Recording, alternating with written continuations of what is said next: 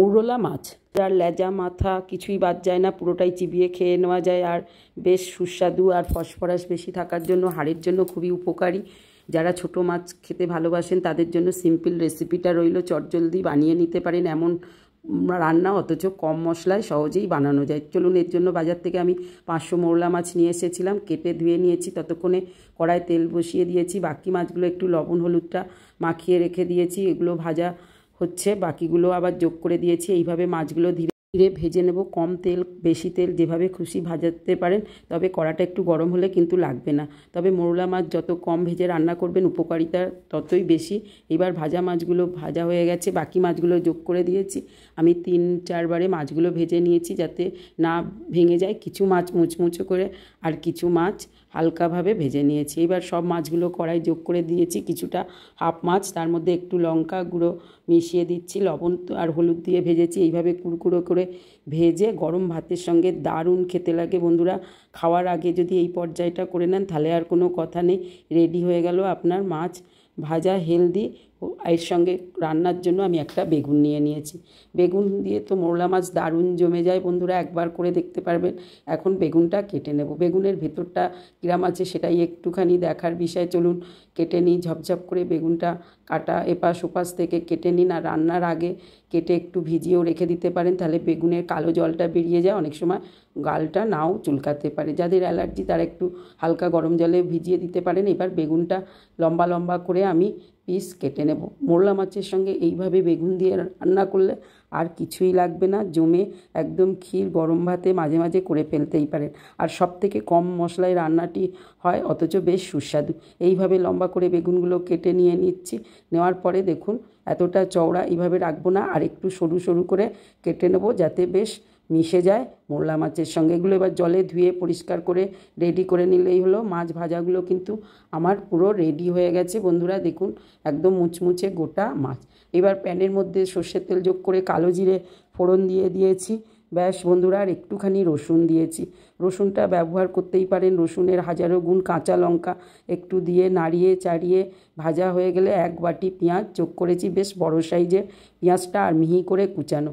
তবেই কিন্তু গ্রেভিটা বেশ মাখা মাখা হবে। আর পেঁয়াজটা একটু হালকা নাড়িয়ে চাড়িয়ে রেখে দিলাম হতে। ততক্ষণে বেগুনটা যেটা কেটে নিয়েছি, এই বেগুনের মধ্যে একটু লঙ্কা গুঁড়ো আর হলুদ গুঁড়ো মাখিয়ে রেখে দিন। এতে বেগুন তো কালো হবেই না, আর বেগুনের টেস্টটা দারুণ হয়, একবার করে দেখবেন। নাড়িয়ে চাড়িয়ে ভালো করে মিশিয়ে রেখে দিন, একটুখানি 2-10 মিনিট রাখলেই কিন্তু প্রসেসটা দারুণ হয়ে যাবে। সমস্ত মাখানো হয়ে গেছে, চলুন এবার পরে দিকে যাওয়া যাক। সমস্ত বেগুন যখনই করবেন, এতে বেগুন কালো হওয়ার সম্ভাবনাও অনেকটা কমে যায় বেগুনটা। তাহলে রেডি করা হয়ে গেছে। ততক্ষণে এবার কড়াইয়ের দিকে পেঁয়াজটাও বেশ হালকা হালকা ভাজা হয়ে গেছে। এবার নাড়িয়ে চাড়িয়ে এইভাবে একটু ভাজা ভাজা করে নিন। এখনও কিন্তু কোনো মশলা যোগ করা হয়নি, একটুখানি জাস্ট দেখুন একটা শুকনো লঙ্কা দিয়ে দিয়েছি ফোড়ন, এটা অপশনাল, না দিলেও নয়। এবার বেগুনটা যোগ করে দিয়েছি। 10 মিনিট মতো কি 15 মিনিট রাখলেই যথেষ্ট বেগুনটা। আর ইচ্ছা হলে আপনারা চাইলে একটু আলুও যোগ করে দিতে পারেন। ততক্ষণে এবার বেগুনটা ধীরে নাড়িয়ে চাড়িয়ে ওর মতো করে হতে দিন। এইভাবে নাড়াতে সমস্ত বেগুনগুলো যখন নাড়ানো হয়ে গেছে তখন একটু চাপা দিয়ে কিন্তু রেসিপিটা করবেন, তাহলে কিন্তু বেশ ভালো হবে। প্রয়োজন মতো লবণটা যোগ করে দিন। যেহেতু তরকারিটা কমে যাবে, মাখা মাখা হবে, তাই লবণটা প্রথমে অল্পই দেবেন। একটা টমেটো কেটে যোগ করে দিন, পারলে দানাটা ফেলে দিন। এইভাবে সমস্ত কিছু মিশিয়ে দেওয়ার পরে চাপাটা দিয়ে দিন। 2-5 মিনিট অন্তর উল্টিয়ে পাল্টিয়ে নাড়িয়ে ঘুরিয়ে দিন। দেখুন ধীরে ধীরে সমস্ত বেগুন, টমেটো, পেঁয়াজ গরমে ধীরে গ্যাসে নরম হয়ে গেছে। দেখুন কীরকম কালারটা চলে এসেছে। আস্তে আস্তে এইভাবে যখন হতে থাকবে আপনি কিন্তু জল বেরোতে থাকবে, আবার চাপা দিয়ে দিন। ক্রমে এই পর্যায়টা কমপ্লিট হয়ে গেলে দেখুন প্রয়োজন মতো একটু গরম মশলা যোগ করে দিন। ব্যাস, গরম মশলাটা দেওয়ার পরে ভালো করে মিশিয়ে দিন। মিশিয়ে দিতে দিতে দেখুন বেশ অনেকটা নরম হয়ে গেছে, তবে ঘাঁটবেন না, এইভাবে বেগুনগুলো গোটা গোটাই থাক। এইবার মৌরলা মাছগুলো যেগুলো মুচমুচে করে ভেজে রেখেছেন কিছুটা নিয়ে যোগ করে দিন বেগুনের মধ্যে।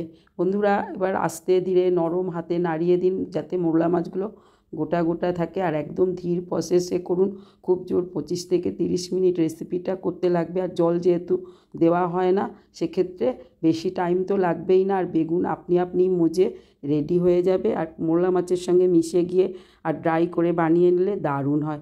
ব্যাস, গরম ভাতে এরকম করে রেডি করলেই হয়। ততক্ষণে আবার একটুখানি চাপা দিয়ে দিয়ে করুন, আর জলটা মরা পর্যন্ত আপনাকে অপেক্ষা করতেই হবে।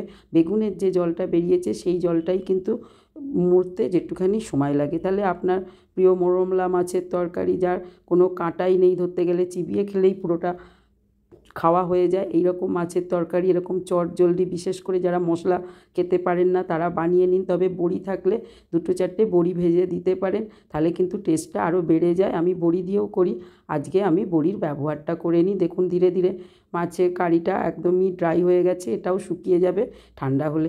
প্লেটের মধ্যে সার্ভ করে দিলাম। মোরলা মাছের রেসিপি বানিয়ে ফেলুন গরম ভাতে। এরকম মাছের জুড়ি মেলা ভার আর হেলদি মাছের রেসিপি মাঝে মাঝে বানালে মন্দ হয় না। আজ আসি, ভালো থাকবেন।